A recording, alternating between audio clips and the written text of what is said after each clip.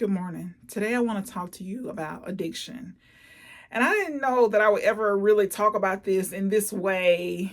Typically this is my journey recovering from addiction. This is my day-to-day work with addiction. This is me talking about how I struggle and hopefully I won't have too many setbacks, but my setbacks, my challenges, and how I overcame those challenges. And so, what brought this about is that I have been seeing for some time, I've been just really working on myself, working on self awareness. I've been seeing for some time that I have been eating more and more sugar. And so, this is me recovering from this addiction to sugar.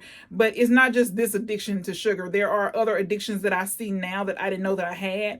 And typically, addiction gets a bad rap, right? We think that it is alcohol, gambling, drugs, but the reality is addiction is anything that we do on a regular basis that is not good for us. And so, I you try to think about addiction rationally, right? Because you think, okay, how could somebody do X?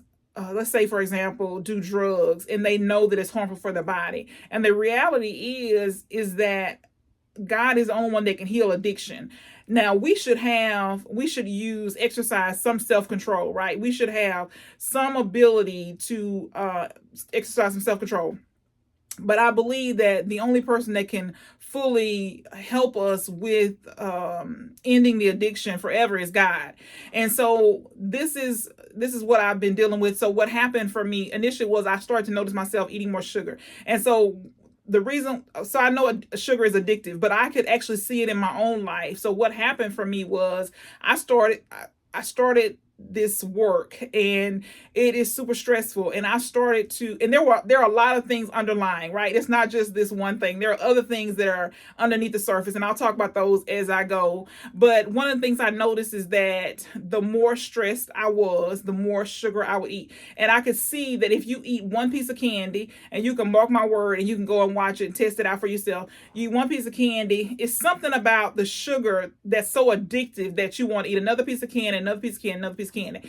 And so that's why they make king size candy bars, right? Because even though it says shareable, they don't really mean it. And how many times have we had a bag of candy that was shareable and we ate the whole bag ourselves in one setting? So so this was my first thing, is that I noticed for myself that I was eating more sugar, that I could not control it, that I couldn't control it. And so I just continued. I started journaling. I started trying to figure out, kind of as the time has went by, maybe 6 months, I started to think about, okay, what's eating me? What is it that's making me do something that's going to harm my body, right? I started asking myself the hard questions. And some days I didn't have an answer, but I was still doing these things that were harmful, because if you notice that the addiction, it becomes a habit quickly, because it's like an escape. And so for me, I'm like, who want to escape their life? If you're living a life that you want to escape, then you got to do something different so that you don't live like that anymore, that you can be free from addiction. And so this whole journey for me is being free from sugar addiction. And I am doing a lot of different things, and I'll be sharing those, reading books about addiction, studying addiction, trying to see, how to break addictions, what the experts are saying about addiction. And I'm willing to try things that will help me, right? And I know that God is the source, right? He's the answer. And I know that I need to be doing the work, right? I know that faith without works is dead. So I can believe God all day to help me break this addiction to sugar. But the reality is, if I don't do the work, if I don't try, if I don't keep sugar out of my purse, if I don't keep sugar off my desk, if I don't keep sugar out of my house, then I'm going to eat it, because that is my escape. That's where I go it's like it's just, when I'm bored, I go. It's my refuge, when God should be my refuge. So anyway, so after that, so then I went to the doctor. So the first time, during this time that I went to the doctor, my A1C was 6.1. So 4 months later, I went to the doctor last week, and my A1C was 6.4, and they put me on metformin. And so I've taken metformin before, and I did not take it long, because I realized that I don't want anything that I got to take forever. I don't want anything to control my body. I don't want anything to have the side effects of the metformin that metformin does for me. The effects can be catastrophic, right? And I know that I've taken it. I see what it does. And so what I've been thinking is, okay, can God work through me to get rid of this sugar addiction? Have I let my body control me? Have I let my mind control me in a way that is disastrous? How can I take in poison? Now this body is God's body, it's God's holy temple. How could I destroy it by eating sugar every single day, all day long? How could I do it? And I started watching myself. I started to see when I ate sugar, what was going on when I ate the sugar, what times did I just eat, all the different things. And I discovered a lot of things, and I'll share. But I'm just going to tell you this: when you get ready to work on addiction, you need to be committed. You need to make up your mind that you're going to do it. So this is day 4 for me, and it has not been easy, right? Yesterday was day 3. I spent the day at home. I was had taken metformin. It made me sick as a dog, like really really sick. If you know the effects, it causes diarrhea. I had severe nausea, severe sweats, real bad stomach pain. That was day 3. I didn't have any sugar at all. And so, just for disclosure, full disclosure and context, when I say I didn't have any sugar, I'm talking about candy or sweets. So I realized that there's other things that turn into sugar, like spaghetti and bread and potato, all these different things. So I'm not talking about that. In this regard, over this time, I am talking about sugar. So I'm talking about sweets. So any type of desserts, and I'm talking about candy. That's it. So day 3, no sugar. Day 2, I did have probably 9 or 10 Micah nights. And I realized on that day, I had been kind of contemplating, kind of thinking, am I allergic to the dyes that go into these different foods? And so Myconites, of course, are multicolored, and the dyes in the Myconites, I believe that I'm allergic to. So I ate those few Myconites, which is very unusual for me to eat like 9. I typically eat a whole box. And so that was day 2. Day 1, I had one lifesaver, and I'm still chewing gum. I'm still chewing, and I'm hoping to go to sugar-free orbit this week. But just so full disclosure, so you know that this didn't happen overnight, that it is continual, is progress, it's work every day. It's not easy. It is being intentional and being aware of your body and your mind and what's going on in your life and how you're dealing with things that need to be addressed.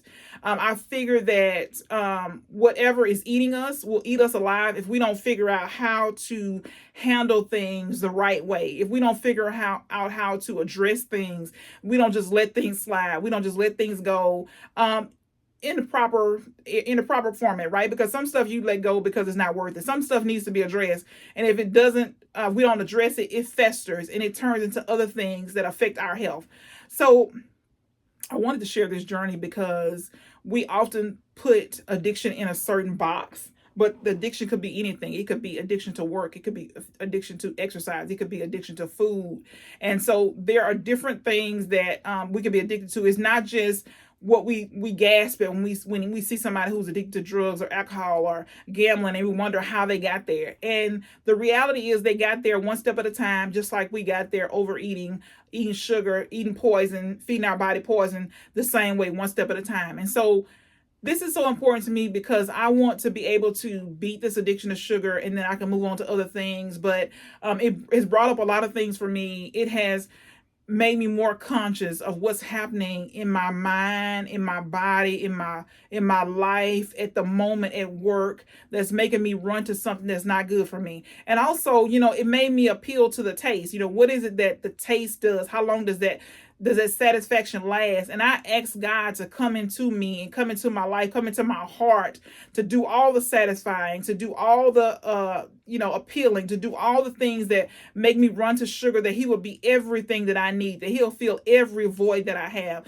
that he is there for me all the time, that I can run to him, and I can just say, if I'm in a moment where I can't do what I would normally, I can pray and ask God, please help me in this moment. Please don't let me reach for nothing but you. Please don't let me reach for nothing but your word. Please don't let me reach for nothing but, if I have something encouraging to say, that I can encourage somebody else, that I can turn my attention to helping somebody else, being kind, loving somebody else, and turn my attention away from me and my selfish desires. So this is just my, where I'm starting. This is my, like I said, this is day 4. It is a work in progress. It is, I'm determined to keep going. If I fail, I'm continue to start again until I'm able to beat this addiction. And I don't have to tell you that along with this these last few months has come pounds. So weight has been added. And so there's nothing good that comes from addiction. Nothing. You might lose every single thing you have because of addiction. And so you can look at it like, for me, sugar, my A1C was 6.4, right at the edge of being a diabetic. And you can just think about the harmful effects of diabetes, the loss of the limbs, the aggressive medications, the CKD, chronic kidney disease, the heart failure, all the things that come. There's nothing good that can come from an addiction to sugar. Nothing. And so I have been talking to myself about the negative effects, because sometimes if you can't see it for yourself, if you can't start seeing, okay, I can be healed from addiction, I can be delivered from addiction, I can run to God for all my needs. And so sometimes you can't see it. You can't see that if you continue on this road, you're going to continue to get the negative consequences. You're going to continue to get things that you don't want. So just think about that today, and I will continue to share. Hopefully I can be a blessing to you. Hopefully we can end the addiction cycles for our lives, for our families' lives, as we go about this thing, this life, this experience that we have. We can share with other people. We can help other people to end addiction and grow and be better.